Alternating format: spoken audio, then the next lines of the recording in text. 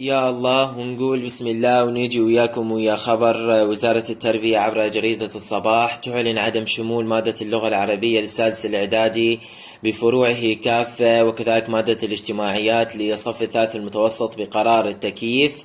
ماكو تكييف.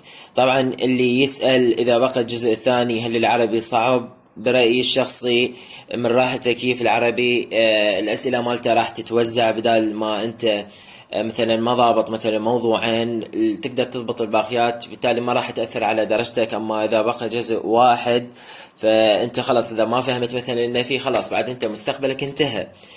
المواضيع الباقية بالجزء الثاني مو صعبة باستثناء التوكيد، راد له تركيز يعتمد على فهمك على المواضيع الباقية. وإن شاء الله احنا راح نعلمكم شلون تقرونه وشلون تضبطونه. لا تيأسون، وعسى أن تكرهوا شيئا وهو خير لكم. الاستفهام أنا نزلت لكم شيء مختصر ومرتب راح أخليكم إياه بأول تعليق. كمان شلون تضبطون الأدب وتقرونه ويا أفضل ملزمة، وما تنسون بعد إن شاء الله كمان راح أخليكم إياه في أول تعليق، ومستمرين وياكم في كل المواد. أتمنى لكم كل التوفيق حبايب، ولا تنسوا والدي من الدعاء.